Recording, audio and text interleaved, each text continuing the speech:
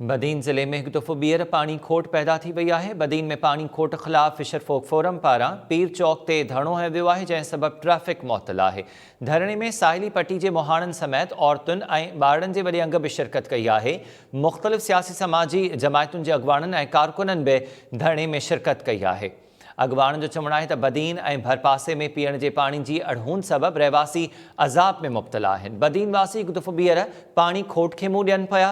बदीन में फिशर फोक फोरम तरफ़ां पीर चौक ते इहो धरणो हयो पियो वञे, जंहिंमें साहिली पट्टी जे ॻोठनि जे माण्हुनि तरफ़ां औरतुनि ऐं ॿारनि समेत शिरकत कई वई आहे। मुख़्तलिफ़ सियासी समाजी जमायतुनि जा अॻवान ऐं कारकुन बि शरीक आहिनि।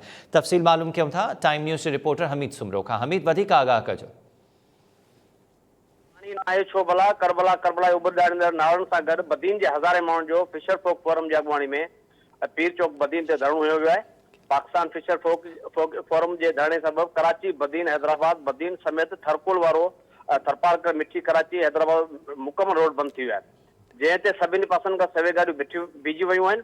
फिशर फोक फोरम जे चेयरमैन मेहरान अली शाह जी क़यादत में पीर चौक बदीन ते लॻंदड़ तारीख़ी धरणे में पाकिस्तान फिशर फोक फोरम जे सवे साहिली पट्टी जे माहिरनि समेत औरतुनि ऐं ॿारनि जो बि वॾो तइदाद शरीक आहे।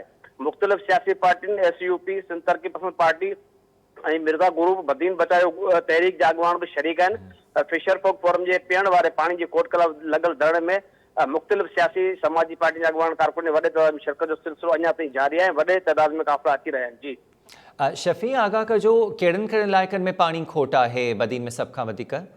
बदीन जेको साहिली पट्टी जो इलाइक़ो आहे, आख़िरी ज़िलो आहे। इन जा जेके इलाइक़ा आहिनि, सिरानी आहे, बेडमी आहे, कढण आहे, शादिलात आहे, निद्दू आहे ऐं तलहार आहे, टंडो भागवत, जेके बि बदीन जा इलाइक़ा उन्हनि में पाणी मुसलसल जेको पीअण जो खोट थी वई आहे।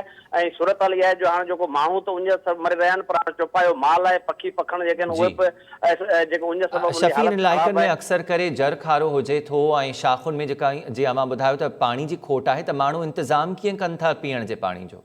जी, जेको पाणी जेको पीअण जो आहे उहो जेको नहरी पाणी आहे, उनजे न अचण सबबि जेको जर जो पाणी आहे उहो साहिली समुंड जेको वेझा इलाइक़ा जे समुंड जे अचण जे करे उहो पाणी ज़हरीलो थी वियो आहे, जंहिंजे सबबि माल ऐं माण्हुनि में बीमारी वॾे तइदाद पे जेको माण्हू लॾ पढ़ण करे रहिया आहिनि, माल वॾे तइदाद में मरी रहियो आहे। महिरबानी शफ़ी तफ़सील ॾियण जे लाइ।